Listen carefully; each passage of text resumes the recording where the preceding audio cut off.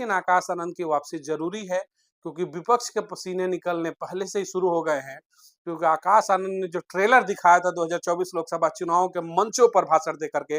विपक्ष कहीं ना कहीं परेशान हो चुका है। उसे ये पता चल चुका है कि बहन मायावती जैसे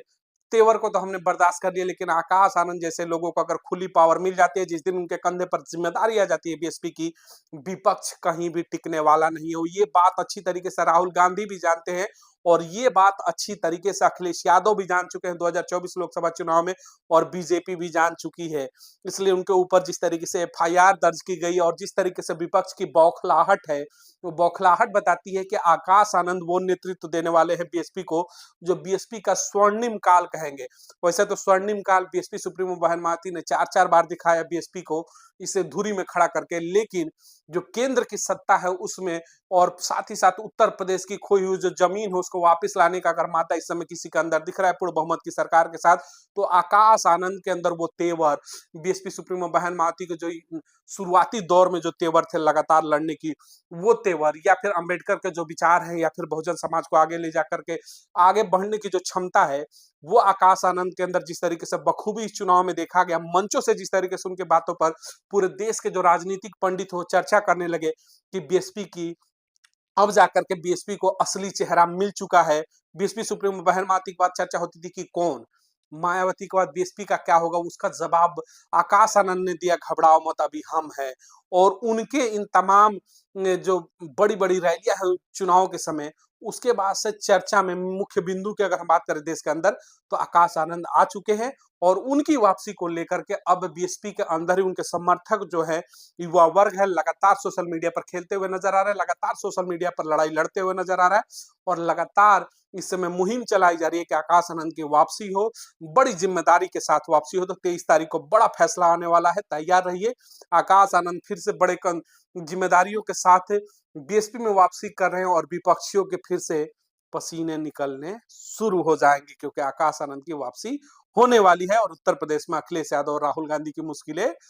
बढ़नी तय हो जाएंगी। अब जरा हम आपको एक चीज क्लियर करना चाहेंगे कि आखिर आकाश आनंद को लेकर के युवाओं में इतनी क्रेज क्यों है। आखिर आकाश आनंद की वापसी को लेकर के युवा इतने खुलकर के विरोध कह लीजिए, या फिर अपनी मांग लेकर के सोशल मीडिया हो या फिर तमाम जगह पर बातें क्यों कर रहे हैं।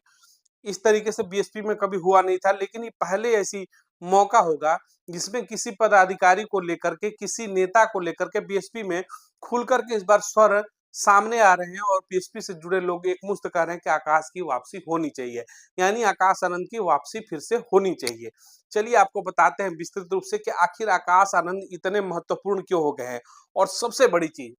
आकाश आनंद की वापसी से विपक्ष क्यों परेशान है। जी हाँ, आनंद की अगर वापसी होती है तो इंडिया गठबंधन की कहीं ना कहीं जो मुसीबतें है बढ़नी फिर इस बार तय हो जाएंगी। वहीं भारतीय जनता पार्टी भी फिर से परेशान नजर आ रही है कि वापसी अगर आकाश आनंद की हो जाती है तो आकाश आनंद आखिर विरोधियों के निशाने पर क्यों है। आकाश आनंद की वापसी हो जाने से बीएसपी में विरोधी जो खेमा है, विरोधी खेमे की बेचैनी क्यों बढ़ी हुई है, उस पर हम आपको बताते हैं। 24 चुनाव जब चल रहे थे तो पहले चरण का भी चुनाव हुआ था पश्चिमी उत्तर प्रदेश में, वोटिंग 19 तारीख को पड़ चुकी थी।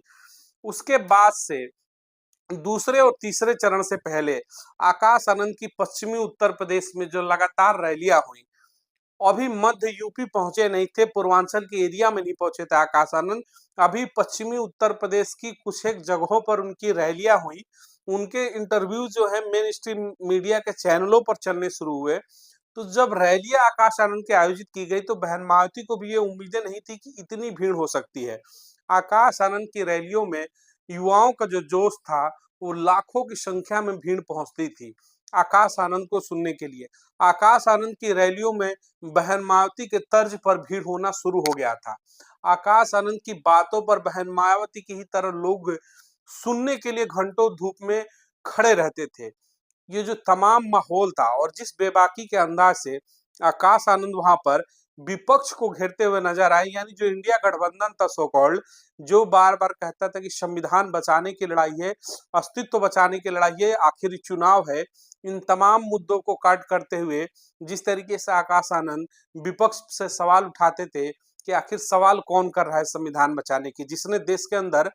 इमरजेंसी लगाया वो कहता है कि संविधान बचाऊंगा तो इस दलित समाज को समझना पड़ेगा। उनकी इन बातों पर ताड़ियों की गड़गड़ाहट होती थी। उनकी इन बातों से कहीं ना कहीं जो विपक्ष है वो घबरा चुका था। आकाश आनंद मंचों से पूछते थे कि प्रमोशन में आरक्षण का बिल फाड़ने वाले लोग कहते हैं उत्तर प्रदेश से समाजवादी पार्टी कि हम संविधान बचाएंगे। ऐसे तमाम मंचों से आकाश आनंद ने सवाल खड़े किए। वहीं भारतीय जनता पार्टी से उनके रवैये के ऊपर, उनकी जो सत्ता शासन है पूरे देश के अंदर 10 सालों से, उसके ऊपर कटघरा खड़ा करते हुए उन्होंने सवाल किया। उत्तर प्रदेश में योगी आदित्यनाथ की सरकार के ऊपर सवाल खड़ा किया। जब तमाम उनके सवाल जो है लोगों के बीच में जाए और जाते ही जैसे चर्चा शुरू हो जाती थी उन सवालों पर, इसको देख करके भारतीय जनता पार्टी हो या फिर इंडिया गठबंधन, उनकी मुश्किलें बढ़नी तय हो गई थी चुनाव के अंदर। अब सोचिएगा, मात्र अभी चुनावी समीकरण का पहला फेज की वोटिंग हुई थी, दूसरे और तीसरे चरण की तैयारियां चल रही थी। उस बीच में आकाश आनंद की जो बैक टू बैक रैलियां हुई उसमें भीड़ हुआ और मंचों से उन्होंने जिस तरीके से वर्तमान की बीजेपी सरकार हो या फिर सो कॉल्ड इंडिया गठबंधन हो, उन सब के जिस तरीके से उन्होंने नकेल कस के रख दिया, उसके बाद से कहीं ना कहीं विरोधियों की जो नजरों पर आकाश आनंद चढ़ गए।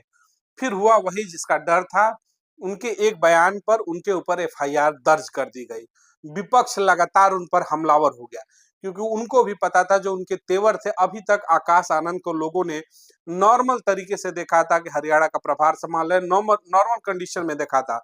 लेकिन पहली बार देश के अंदर किसी ने देखा कि बीएसपी पार्टी के अंदर बहन मायावती के अलावा तेवर वाले चेहरे की अगर हम बात करते हैं तो खुल करके आकाश आनंद इस बार ऑप्शन बन करके उभरे, जब उनके कंधों पर जिम्मेदारी सौंपी गई। और जिम्मेदारी मिलने के बाद से जब उनकी रैलियां शुरू हुई चुनावों के अंदर, लोगों के बीच में वो जाना शुरू करिए, मेन स्ट्रीम मीडिया में जब उनके इंटरव्यू लगातार धाकड़ इंटरव्यू, धड़ल्ले से इंग्लिश बोलते हुए या फिर हर मुद्दे को लेकर कट टू कट एक सूझबूझ वाले पॉलिटिशियंस के तौर पर जब उन्होंने जवाब देना शुरू किया, तो इसी इंडिया गठबंधन के राहुल गांधी हो या फिर अखिलेश यादव हो, इनके चुनौतियां बढ़ती हुई नजर आ गई। इन्हें लग गया कि उत्तर प्रदेश की जो राजनीति है वो भविष्य में अब इतनी आसान रहने वाली नहीं है।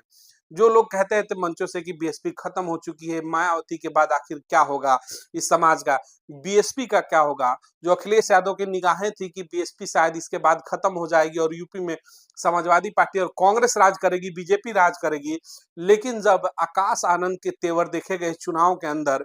जब मंचों से उनकी बातें बोलने शुरू हुए और उनकी बातें जब हर जगह चर्चाओं में आनी शुरू हुई,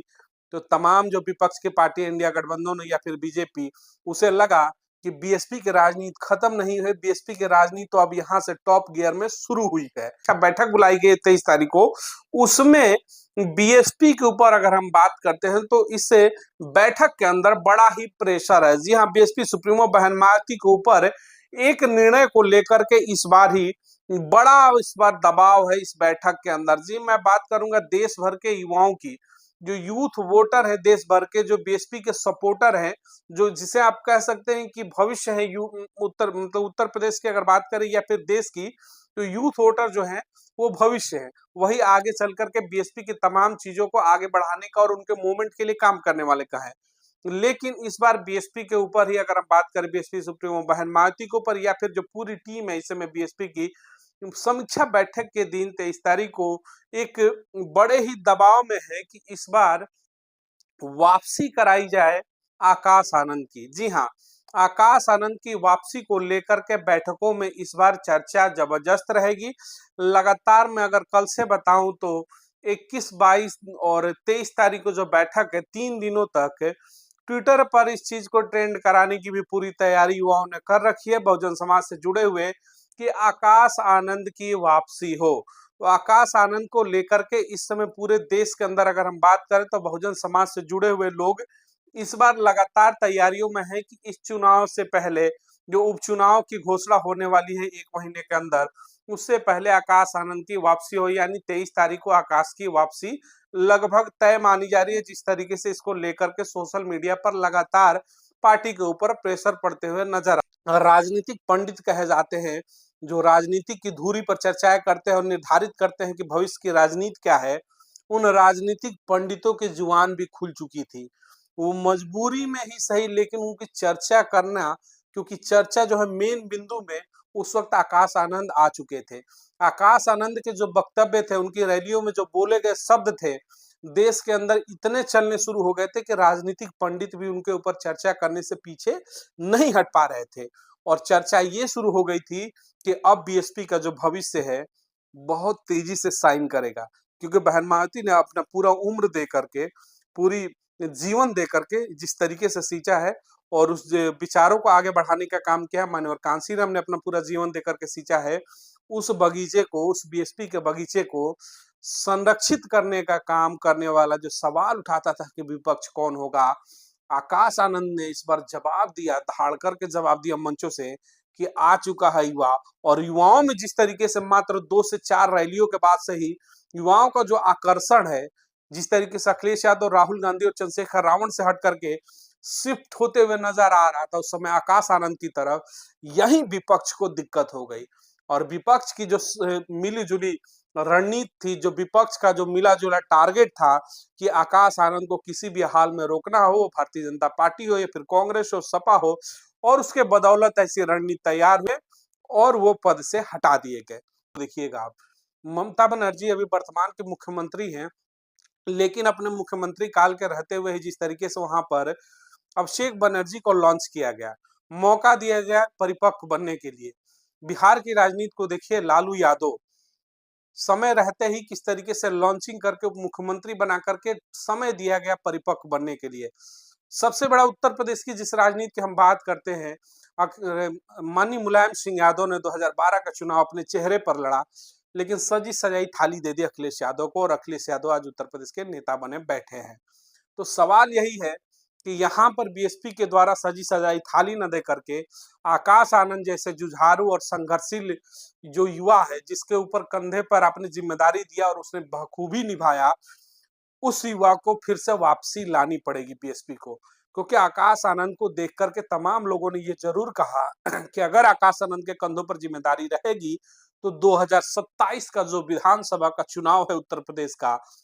उसमें बीएसपी एक बड़ी पार्टी उभर कर निभरेगी, उभर करके उत्तर प्रदेश में बड़ी पार्टी निकलेगी बीएसपी, और सत्ता में वापसी कराने का